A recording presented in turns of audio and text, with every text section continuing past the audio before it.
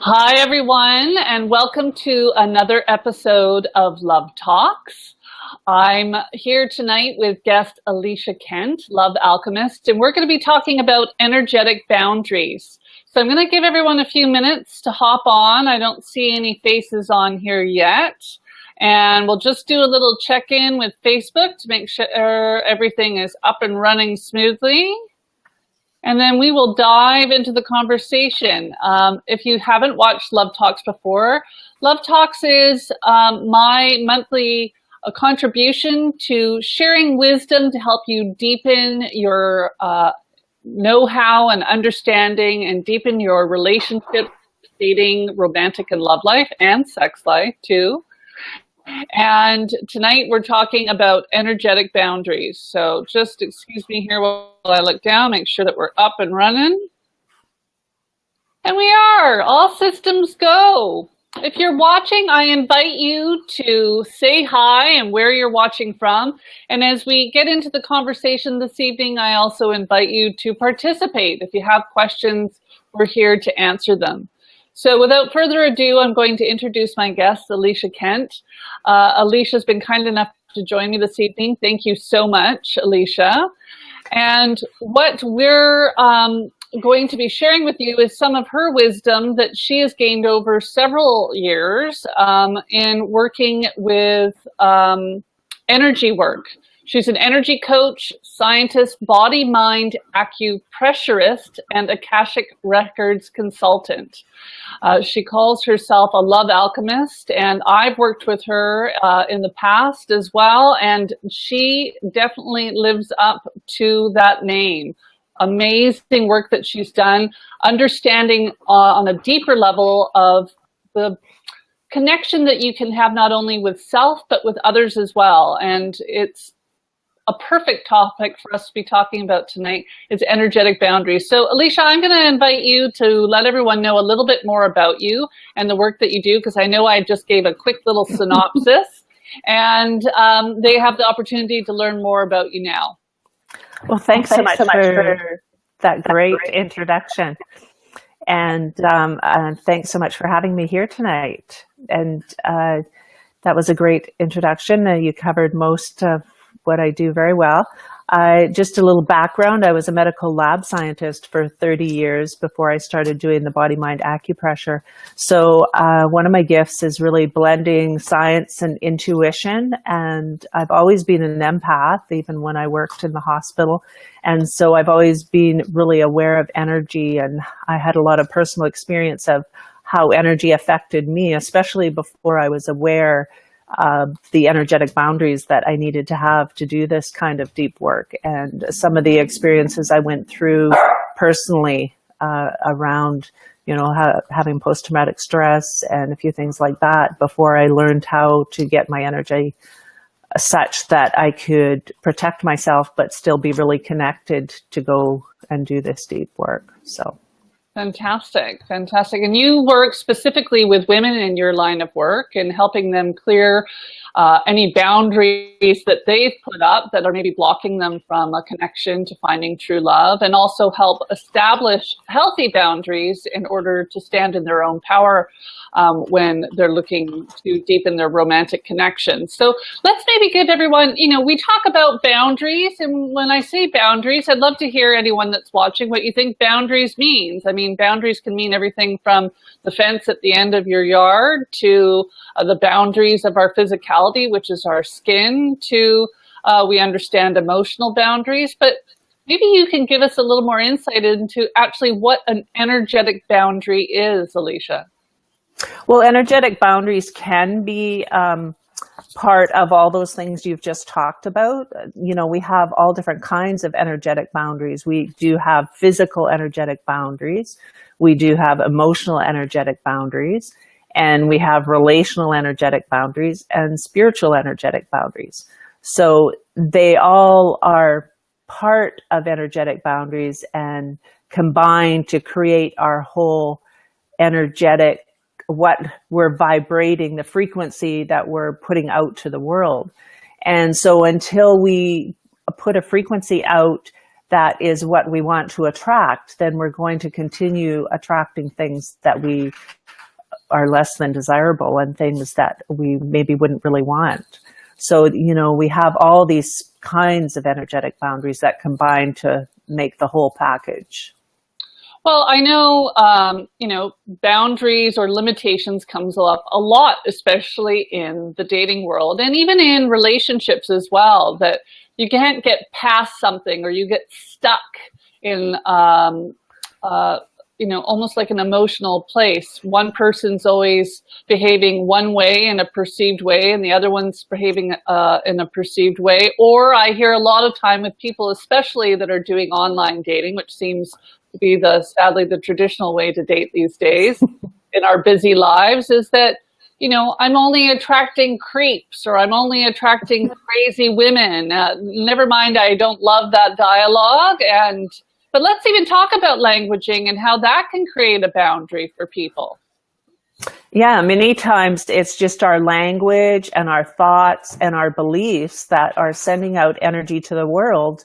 That is what we're going to attract. So you may not even, many women that I see that I work with don't realize just how their language or their actions are inadvertently creating these energetic boundaries. And it's a lot, what are you willing to put up with? And so, they think, by, accepting something that is less than desirable for themselves, they don't realize that they're actually creating a standard or a boundary for themselves just by that action. And then, it's creating the energy pattern in their body that this is okay for me. So that's what they're going to attract more of that. Or if they're always saying, I only attract creeps, then guess what? The universe is going to give them more creeps. More creeps. Yeah.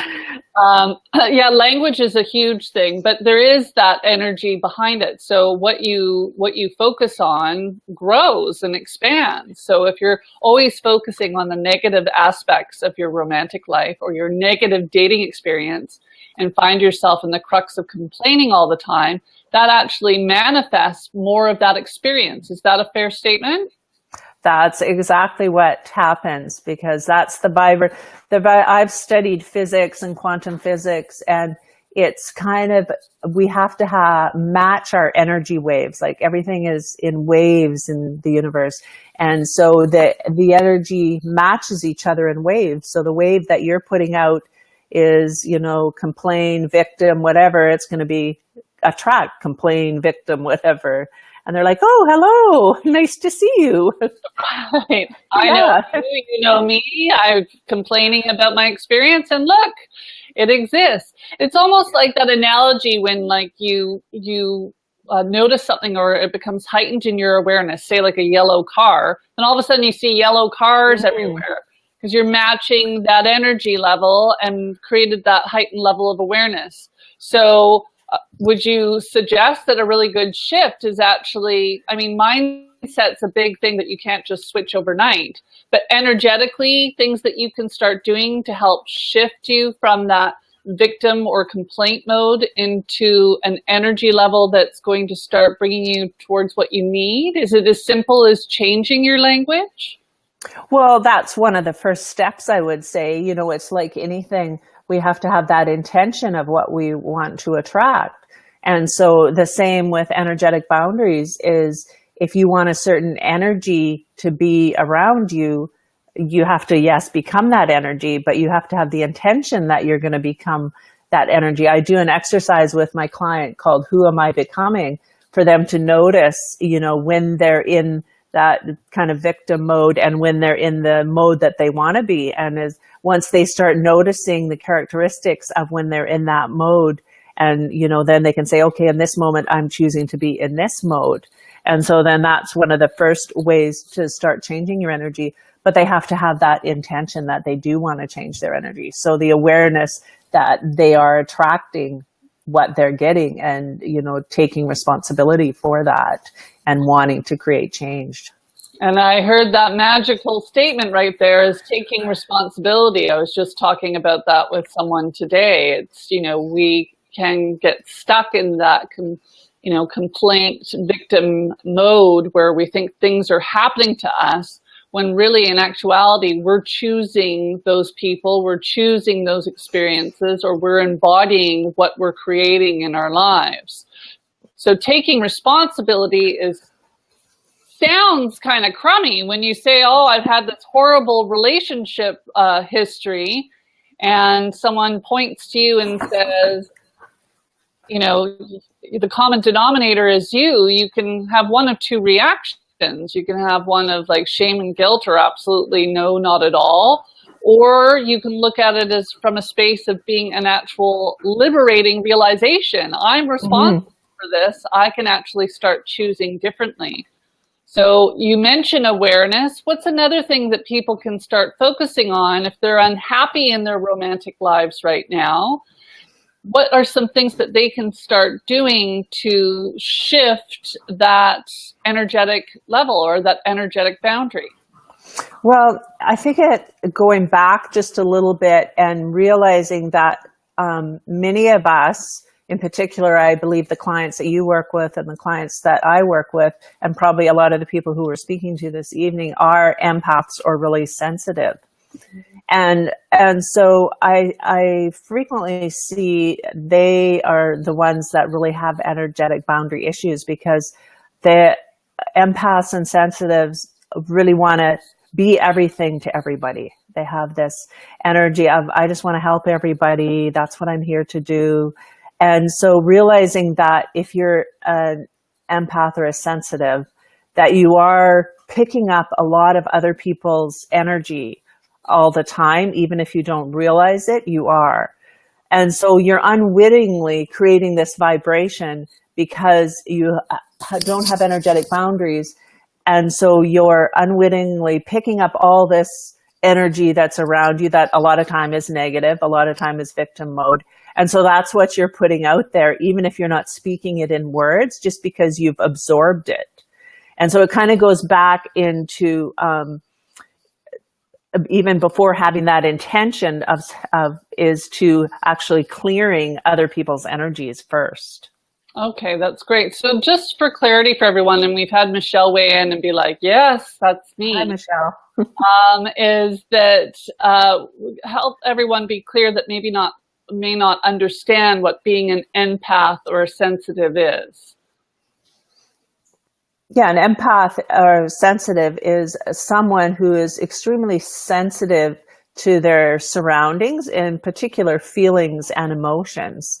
And so a lot of people don't see that as a gift. I see it as very much of a gift, because it allows you to do really wonderful things in the world. But it's very important to have energetic boundaries, not only because you don't want to pick up all these other emotions that are around you all the time, but it's actually damaging to your health to be taking in all this stuff all the time, or it can be damaging to your health. And you want to be able to have energetic boundaries so that you can tune into it when you want to, or when you need to, if you're working with a client. And yes, it can be very exhausting because you're taking on all that fatigue, and you're getting bombarded by stuff all the time if you don't have appropriate energetic boundaries. So what sort of health things can show up beyond exhaustion? So people can maybe, if they're experiencing this, they can maybe become reflective and understand that maybe they need to reestablish healthier boundaries. So what sort of health effects can happen? Well, they can take on anyone's energy or disease or illness. So, if they're empathetic enough, then, they can take on any disease or illness that happens to be, especially if it's someone that they love or are deeply connected to. So, but mostly I see, like chronic fatigue, those kind of things, like the real kind of energy things, pain, they'll take on other people's physical pain, those are the ones I see most frequently. I would think that your adrenals would get quite exhausted as well. Yeah, extreme fatigue. Yeah. So, okay, well, good to know. So if you're noticing any of that within you, and you don't realize that possibly you are an empath, and have been told your whole life that you have been you're too sensitive, or you're overly sensitive or overly emotional. This is not a bad thing. It's a good thing. It's just understanding how to manage that and utilize it as a gift, as opposed to believing and perhaps holding on to a belief system that thinks that it's a weakness, when in turn it's actually a strength. So can we talk to some of the strengths of being an empath? Yeah, I just wanted to say too that on the topic of what happens is that empaths can become overwhelmed by carrying all of this, and so then they really shut down, and shut down all that beautiful intuition, insight. And so those are some of the gifts. You have extreme insight, sensitivity, intuition, being able to work with clients on a deeply intuitive level, feeling energy in your hands. There's all different kinds of intuition, so depending what kind of clair you have. But, mostly empaths is thought of the feeling, the energy and emotions. Michelle asked, what about night terrors? I have not had any experience with someone having night terrors, but I would certainly think that if you're around someone that has night terrors, that you could take that on. Or also if you're someone is having a lot of fear, you may take that on and it might manifest as night terrors. I don't have any personal experience with night terrors, but I would, and also the other thing that I would think around night terrors, just speaking intuitively, is if you had bad energetic boundaries, then possibly, even things like spirits or other people can invade your energy while you're sleeping, and your energy is more open. So it's important to have good energetic boundaries, even when we're sleeping or when we're meditating or when we're in those sort of lower open states, because particularly if you've gotten damaged energetic boundaries through something like, someone who's an energy vampire, or being in a really abusive relationship, that's something that can really damage your energy, is any kind of abuse. So I would think that could lead to night terrors. Yeah, and for me, what comes up is that we do a lot of processing when we're sleeping. So if something's unresolved, it could manifest in that way to get your attention as well. Bringing your attention to it in hopes that you have enough understanding that you can do the work to process and work through that. But you mentioned damaged energy boundaries. So let's talk about that a little bit more, how that shows up. What sort of things can affect and damage your energetic boundaries, and what people can we can empower them with tonight on things that they can start doing to not only have them an awareness that possibly has happened for them, and what things they can start to do in order to begin the healing process to embolden and empower those energetic boundaries again. Okay. Well, some of the signs that indicate that you might, have some damaged energetic boundaries are, if you're always feeling overwhelmed by other people's feelings or moods or needs, or you're just always aware that there's this continuous onslaught of energy. And so when you're feeling that, it's really important to just stop and tune into yourself and go, is this mine? Is a good way. Sorry, go ahead. I said, love that. Is this mine? That's great. Yeah, that really helps me, I find. If you find that you're always a people pleaser, someone who is always putting your needs or other people's needs ahead of yourself, that's a pretty good sign that you have damaged energetic boundaries. If you find you have, I guess this would kind of come under the night terrors thing too. If you find that you're having sudden attacks of negativity or anxiety, that is usually a sign. If you find, we were talking about with the dating world, if you find you keep attracting the same old kind of relationship that you really don't want, that's frequently a sign that you have damaged energetic boundaries. If you always find you're exhausted, always angry, always frustrated, from caring for other people and not receiving in return, that's a pretty good sign.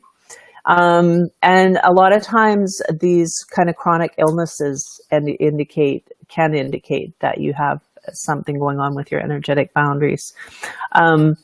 When energetic boundaries are damaged, it can kind of show up too in that you have your boundaries are too rigid, so it kind of allows nothing through.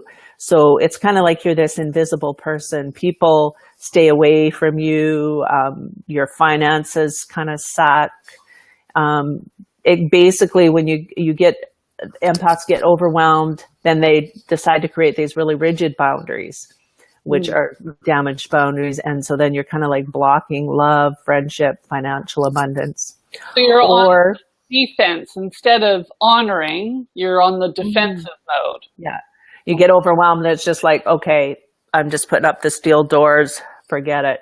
Or another symptom is if our boundaries have just become overwhelmed and just gotten too permeable or too weak, and we become doormats, pushovers. Everyone's taking advantage of us all the time. You're the one that always gets the extra work at work. Everybody's always dumping everything on your desk. Here, she'll do it. Oh, there's an extra shift. She'll do it. So if any of these things are sounding familiar, then there's definitely probably something going on. If people are always taking advantage of you, that's definitely a sign. And so things that can create these are even things like financial issues. Like if you grew up in a family that was under severe financial stress all the time, beliefs, genetics, feelings that you were surrounded by as you were growing up, being abused physically, mentally, spiritually, and even, witnessing our mothers being abused. Many people think, oh, if it didn't happen to me, then it's not really, relevant. But many times just witnessing abuse can damage our energetic boundaries. Neglect can create damages in our energy. So many things. Let's see if I've missed anything. I have a few notes here, but, and so really having an awareness of it is so important, because pretty much most of us, if we aren't conscious of it and aren't aware of it, then we, likely have some energetic boundary issues going on until we actually become conscious of it and decide to take action. What else? Spiritual kind of things can happen, like if we've been made to feel a lot of guilt around religious things, if we've been in a cult kind of situation or very domineering kind of situations like that. Even heartbreak or romantic things can create a lot of energetic boundaries when we give our power away within relationships.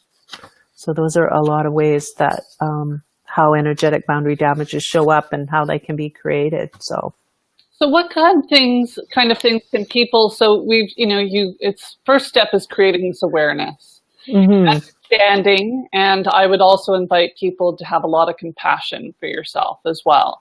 Oh, yes, definitely. Because being hard on you is not going to help shift you energetically. So what sort of things can people start doing once they have this level of awareness in order to start a healing process or to strengthen their energetic boundaries in a healthy way?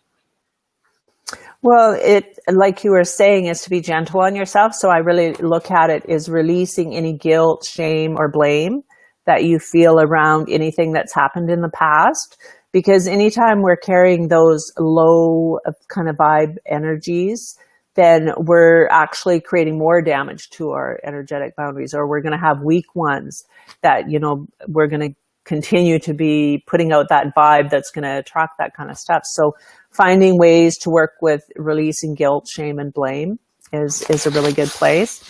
And then it's really, really important to release other people's energy. So if you've been walking around being an empath and absorbing all this energy all this time, then it's really important to start having a practice, adding into your self-care practice ways of releasing that.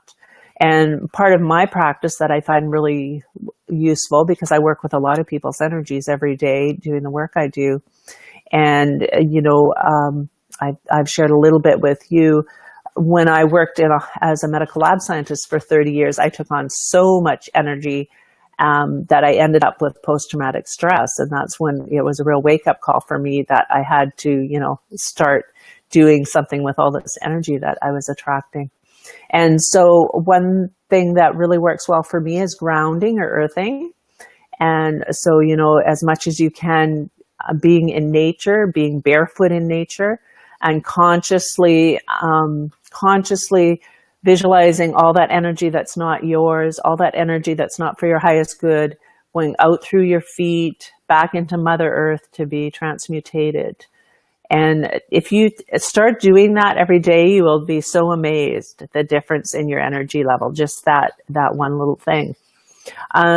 You can use like a violet, I call it my violet light vacuum or tornado. And I just visualize this violet healing light going up and sucking all the other energies off of me and being transmutated back out into the solar system. I find that works really good. One thing that is really, really so important is cutting energetic cords, in particular with those that you've been intimate with. And this is so important, especially when you're dating. If you date someone for a little while, it doesn't work out, you have to cut those energetic cords. Imagine if each person that you've ever dated was stealing maybe 2% of your energy still, and you had never cut those cords, and say you had dated 40 people in your life. That's a lot of energy that's being stolen. And the more intimately connected we are involved with someone, the tougher and bigger the energetic cord is. And so the cord cutting meditation that I was taught is that you place yourself up on this stage so that you're higher, and then anyone you want to cut the cord with, you have them walk below you.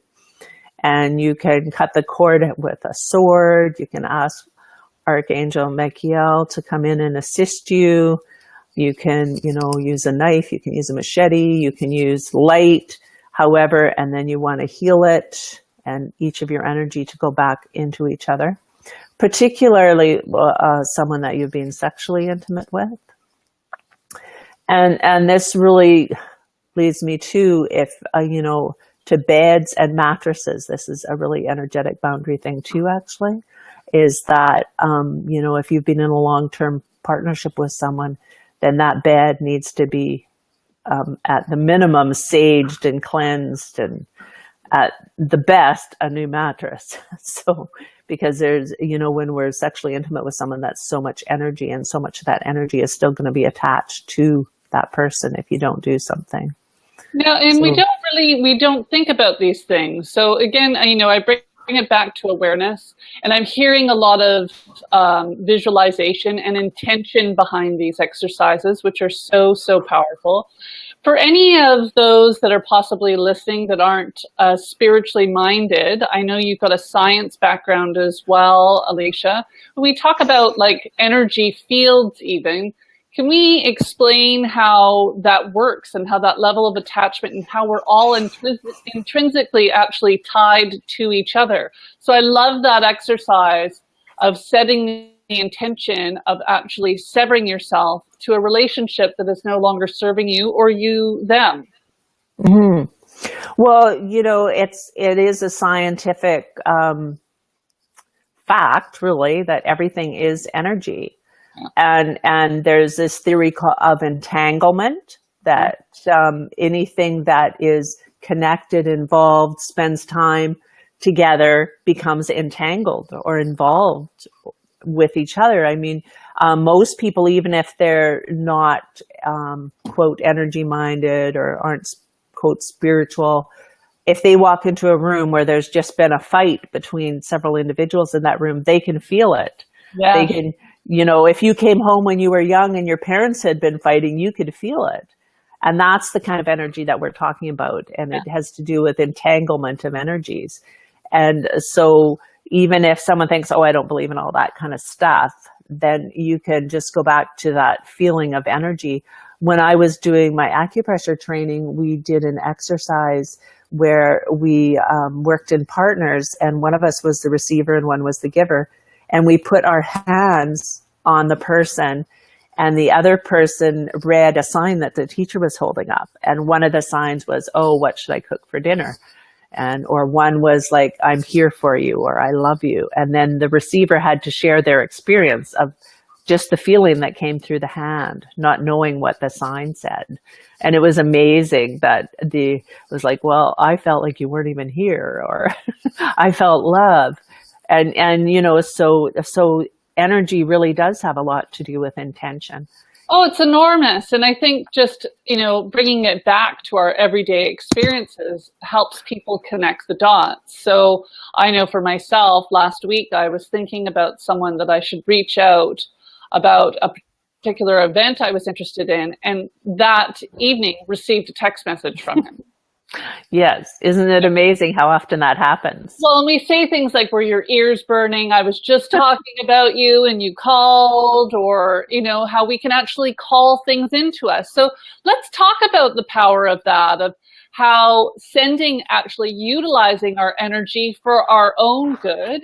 You know, we've talked about healing our boundaries and having healthy boundaries to serve as a way of honoring ourselves. I like to at times avoid the word protection because it sounds a bit defensive, but in some way we're creating those boundaries to protect us from energy vampires or people that are just intentionally trying to deplete us.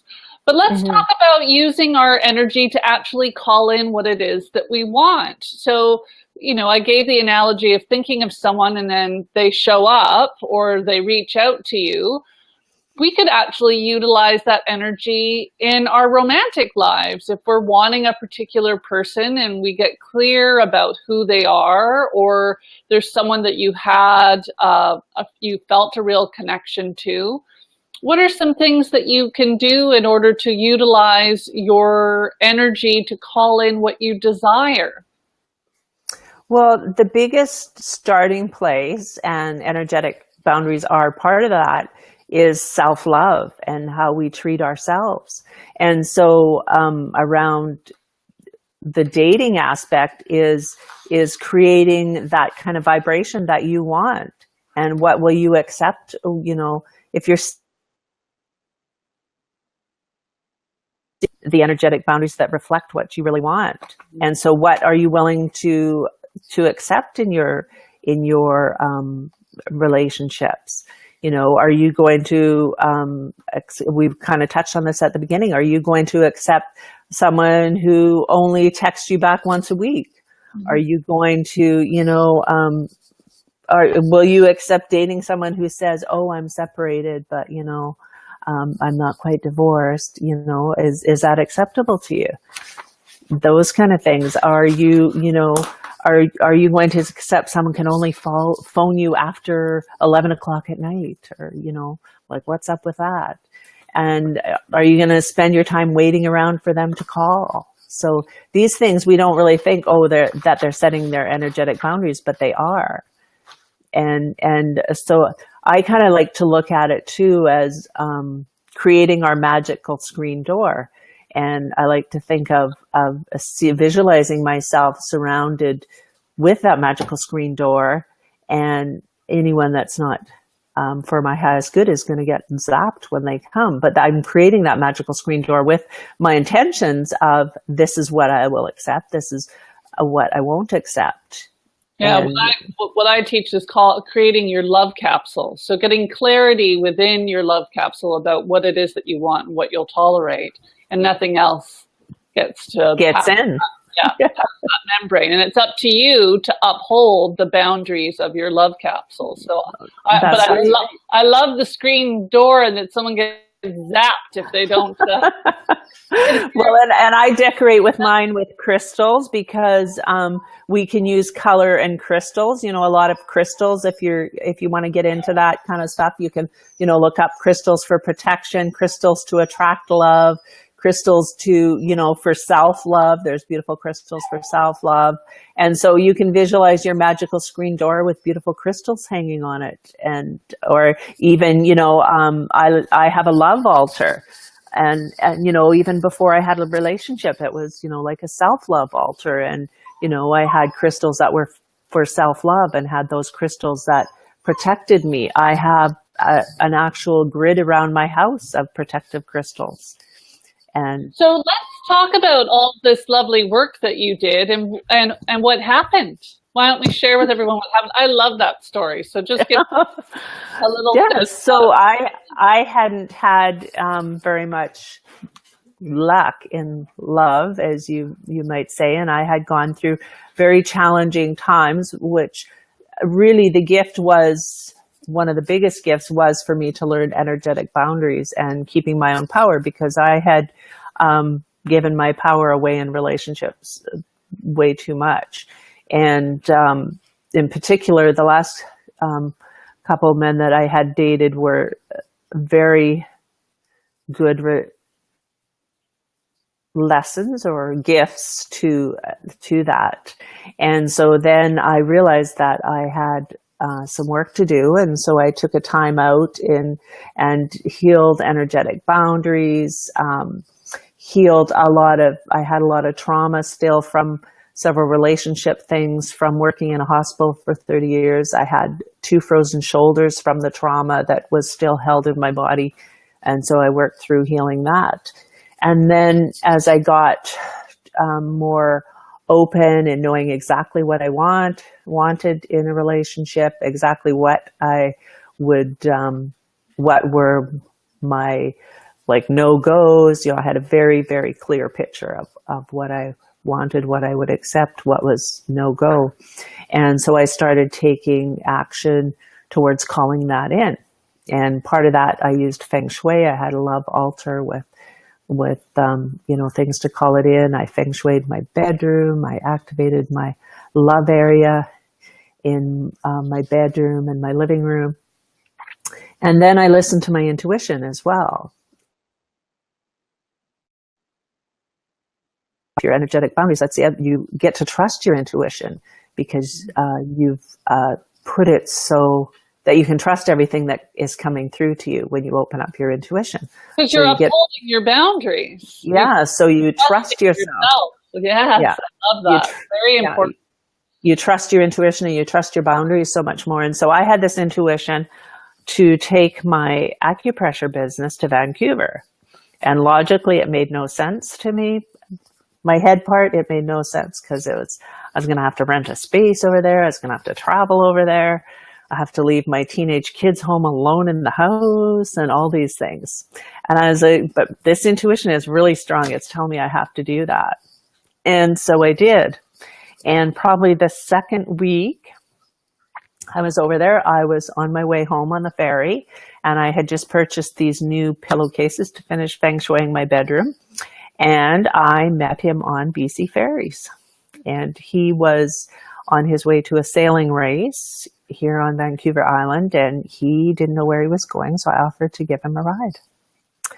And 4 years later, here we are. And so, I love it.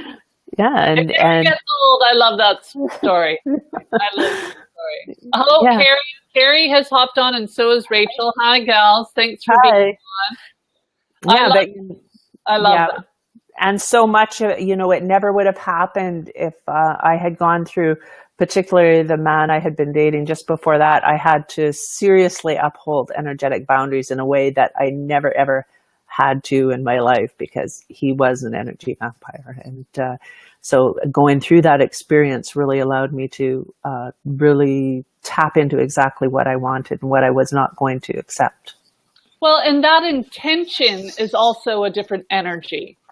Putting all of your energy into loving your home, creating the space, getting clear about what you want, and putting all that energy, that good energy, that positive, affirming, loving energy, up levels your energy as well. So I know when you two met on the ferries, it was like this draw that happened too. Right? Yeah, it was very strong. And, you know, if I had just sat here and gone, oh, that was so terrible that I had that energy vampire relationship, or that was so terrible I had that divorce, or and you know, yeah, I just keep attracting all these bad men. Instead, I looked at, well, why was what was creating that, and what did I need to change? And then I took several years to work on that. And a lot of it was, you know, energy in my body. And so there is the body aspect of healing our energetic boundaries too. When we get into that overwhelmed state and shut things down, we shut down the actual energy meridians of our body. And so I worked a lot with the acupressure meridians to open up my energy again too. Mm-hmm. Well, and I'm sure, like, even working with our energy centers, we have 7 of them, right? With our chakras. Mm-hmm. The chakras, yeah. So yeah. Where do you, in your experience, see where most people are shut down? I would assume the heart chakra. I work with meridians mostly, not chakras, but they are somewhat related. And they're mostly shut down in the heart and the pericardium, which is the heart protector. And then their partner meridians, which is the small intestine and what's called the triple warmer.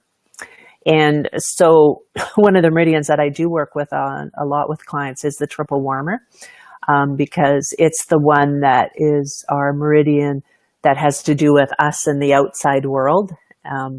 And so it's kind of like our armor, truly, and it goes right across the back. And when we are really armored in that meridian, we have a lot of pain across our shoulders and such. Yeah. And so I do work a lot with that. And, actually, I can share where would one learn to incorporate meridians. Well, I was actually going to say, Carrie, that I was just going to teach you an acupressure point that will help with that meridian, the triple warmer meridian. And, but depending where you are, Carrie, if you can find someone to work with acupressure with you, I teach self acupressure. If you wanted to reach out to me, I could help you incorporate some that's customized to you. But tonight I'm going to teach you just one quick one that will help balance your triple warmer meridian, which is the partner to the heart protector. And so I'm going to show you right now. It's actually on the back of your wrist here, and you just follow between your ring finger and your next finger. And there's a little notch right on I'm having trouble, right on your wrist crease here. And it's between your ring finger and the next finger. And then you follow along on your hand, and there's a little hole right there on the back side of so on the back side of let's see, maybe I can do it better on this end. So between your ring finger and the next finger, and you follow the crease down between the bones right to the wrist crease right there. So it's between your ring finger and the next one, and then right where your wrist folds, there's a little tiny, you've got it there, Andrea. Yeah. Oh, just a minute. No, it's over between this finger and this finger. I thought you were just back. Yeah. So over, there. Yeah. It was backwards to me at first. Yeah. And so that one, so you just go between these 2 fingers and then follow it down.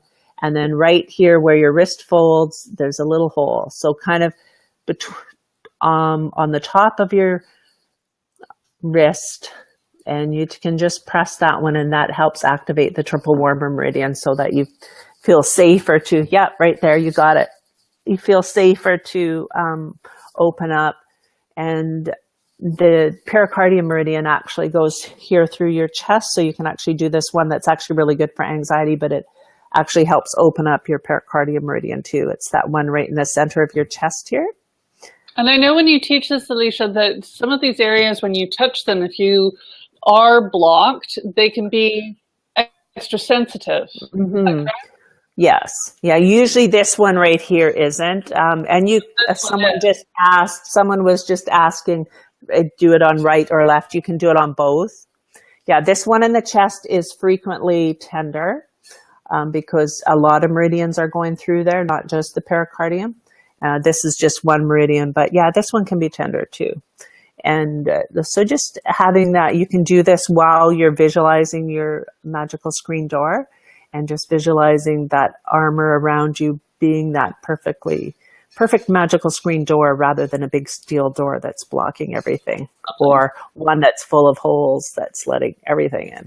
So could you be utilizing that as well if you were doing like meditation? If you wanted to sink into meditation, you could utilize that space as well?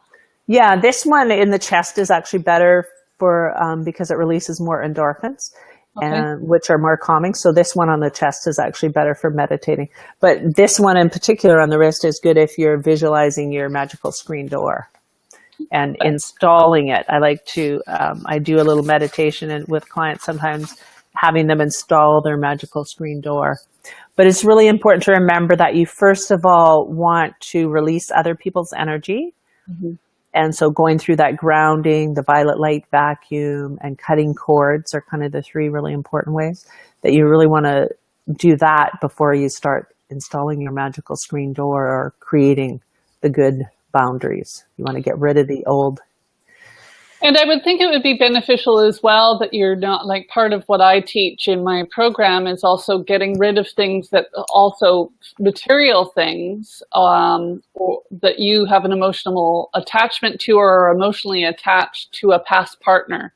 Yeah. Yeah. The bed was the biggest thing, like when we were talking about, you know, getting rid of your mattress. But yes, definitely you want to get rid of things that make you think of that ex or that have energy of the ex.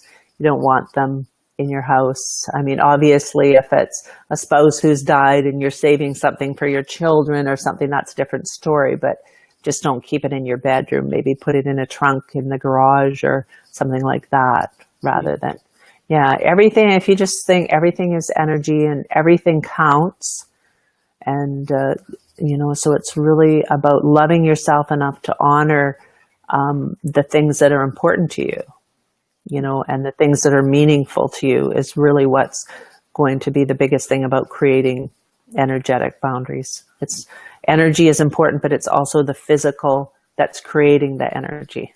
Yeah, that makes so much sense. Did anyone have any questions about that specific thing? I want to slide back into us having you know, more of a conversation around attraction, or even tapping into having an understanding of our own energy, but understanding other people's energy as well. Because I think a lot of the time what happens, in particular, I think men as well, but women for sure, that when we meet someone, that inner intuition that's talking to us, which is directly attached to our energy, is telling us not good, or maybe we should wait and see if it gets better, or a lot of things will change if we put in the time, or us taking on responsibility for other people's energy. So when we're first meeting someone, what are some things that we can attune ourselves to energetically to create that awareness about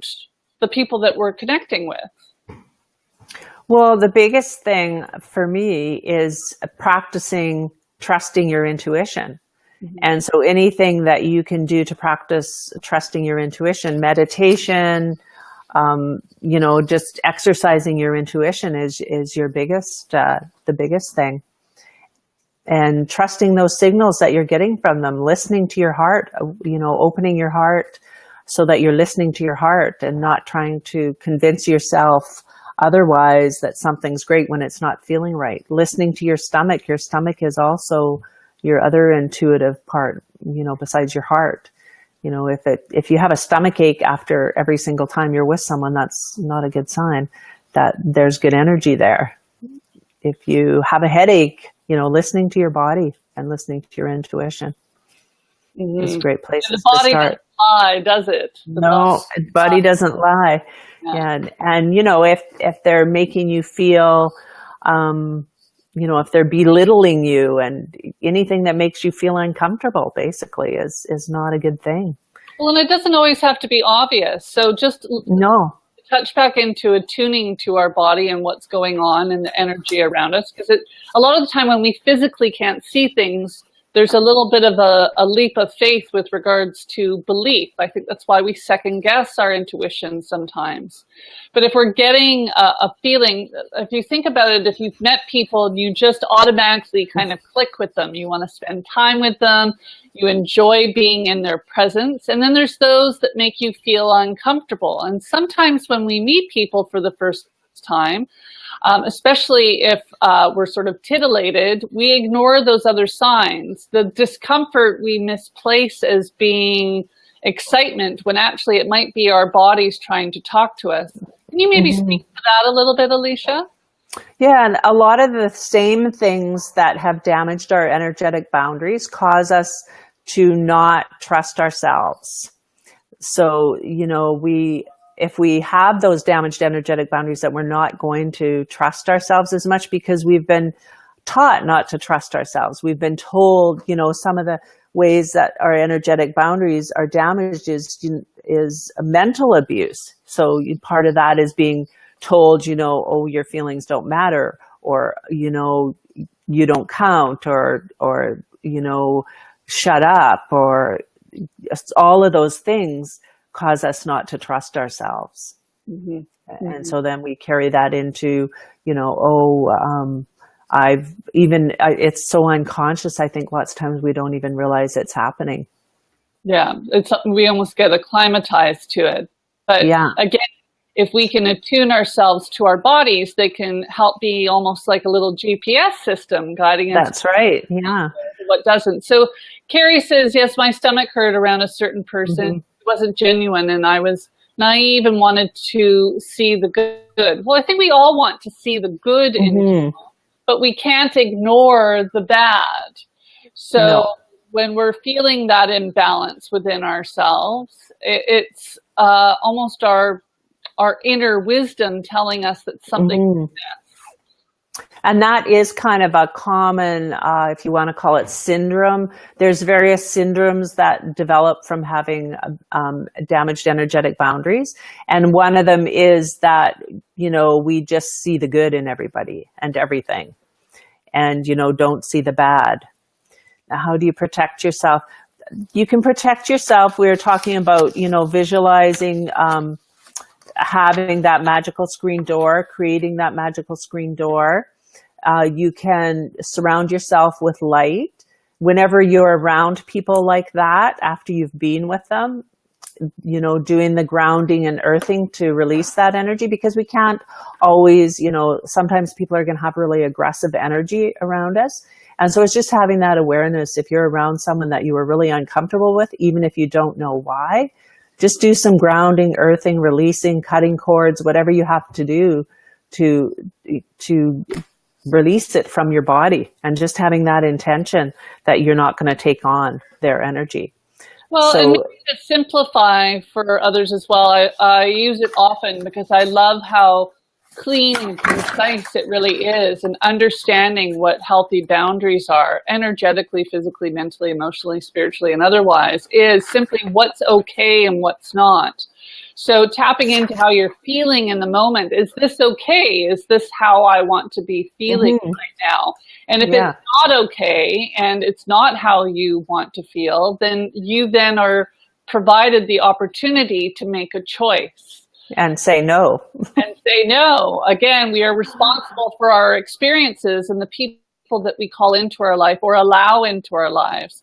But feeling and really tapping into, I love that grounding exercise that you shared, Alicia, is so key, because we have to come back into ourselves to be aware of how we're feeling so that we can choose more effectively, making choices that are honoring what it is, who we are and what we desire. Yeah. Does that help with that? And Seth is weighing in here too. I just want to make sure, Carrie, that helps support you, because I want to make sure that you're leaving the call feeling better about that. So let us know. And Seth weighs in, we can't properly open our hearts and intuitions if we're carrying our luggage with us on every day. No. So Alicia, do you want to speak to that? Yeah, and that really has to do with what I was talking about, the grounding and earthing. If we're continuously every day as part of our energetic hygiene, I like to call it, is if we're continuously releasing stuff as part of our energetic hygiene every day, then we're not going to be carrying around our baggage or luggage, and so I actually do a releasing cleansing in between clients, because so never mind dating with clients too. I don't want to carry energy from one client to another. So same with dating, you don't want to carry energy from a bad date to the next date. And same, if I have a really intense client session, I don't want to carry that energy into the next client, right? So it's the same thing, just looking at releasing it, clearing it. And the violet light is very quick inside, just that violet vacuum, and releasing it. What does your daily self-care practice look like? Great question, well, Rachel. Yeah, that's great. Yeah, I was just talking a little bit about it. So if I'm working with clients, then, I clear between clients. When I come home, it's warm here a lot of the time. I live on Vancouver Island, so I walk barefoot in my yard, and I consciously ground and releasing any energy that's mine. I don't have to know which energy it is. I'm just with the intention, any energy that isn't for me, isn't my highest good, isn't mine, I'm releasing back into the earth. And I meditate, connecting to my intuition, because that's really an important part of trust. Trusting your intuition is practicing it. So I practice connecting to myself. I practice connecting to what I call she's kind of like my higher self, but she's kind of like my little girl too. She's my little girl higher self. I ask her, what does she need to feel safe today? I love that. Can we just pause on that thought there for just 1 minute? Sure. Asking what it is that you need. And we look, again, outside of ourselves a lot. And if we can come back to self and ask what it is that we need, even key in a situation where you might be feeling that discomfort, how am I feeling, creating the awareness, and then asking yourself what it is that I need, and then making a choice to support what you need. Yeah, and even if you're on a date, you can go into the washroom and have a mini meditation. And, if you're feeling unsure about a situation, you can just go into the bathroom, have a little connection. When you start doing it every day, then it happens in an instant. You don't have to be all zen and with candles and in a quiet room with, certain music or anything. When you're really used to connecting to yourself, it just happens like that. You can be driving down the highway, you can be in the middle of a mall, you can be in the middle of a date, and you can just okay, higher self, what do I need? What do I need to do? And you'll get instant answers. So it comes down to practice. And as my daily self-care practice really is those things and whatever else I need. So clearing my energy, seeing what I need for my energetic self, and anything else that I need from that. Yeah, I want to bring up that beautiful word that you just said, which is practice. So instead of getting into a state or being reactive to something that's happened to us, what I'm understanding, and even through my own practices, that if every day we are intentionally nurturing our boundaries, nurturing ourselves, then we're emboldening that. So it becomes almost second nature.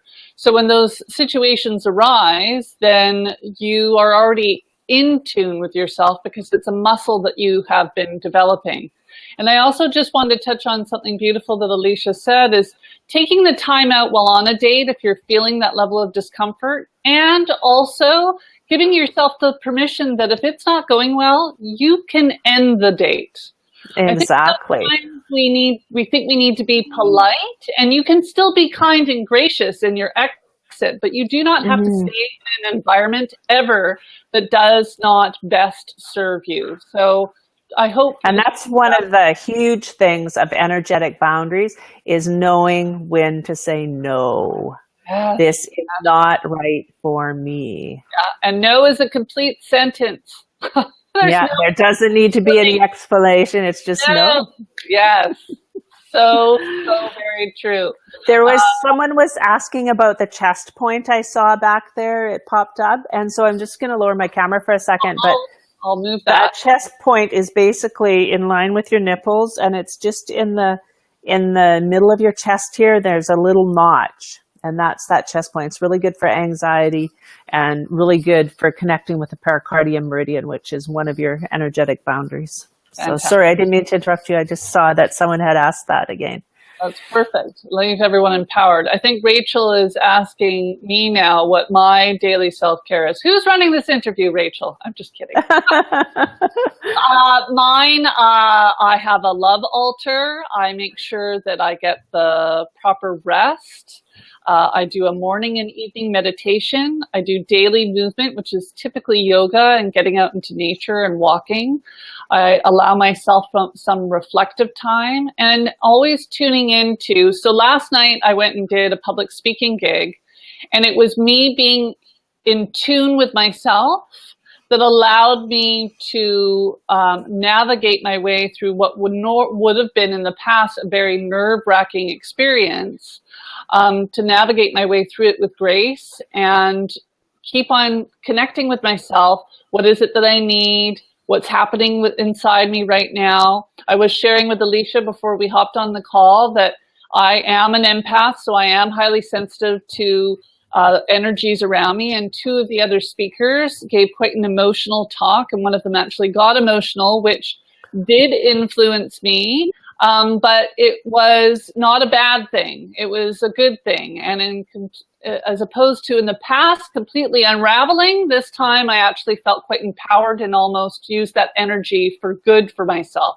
So awareness is so key, and having the intention to create a practice within your life in order to embolden your good energy, your good juju. Wouldn't you agree, Alicia? Oh, exactly. That's totally bang on. Yeah. The more you practice creating that good energy, the better your energetic boundaries are going to be. Someone was just asking if you just touch the point. Yeah, all you do is touch. You can just use pressure. Gradual pressure. It might be tender, so just go in gently and just increase the pressure as much as you want and hold it for about 2 to 5 minutes. Fantastic. Well, we've come to the end of our hour, so there's a couple of things that I just want to touch on before we say good night.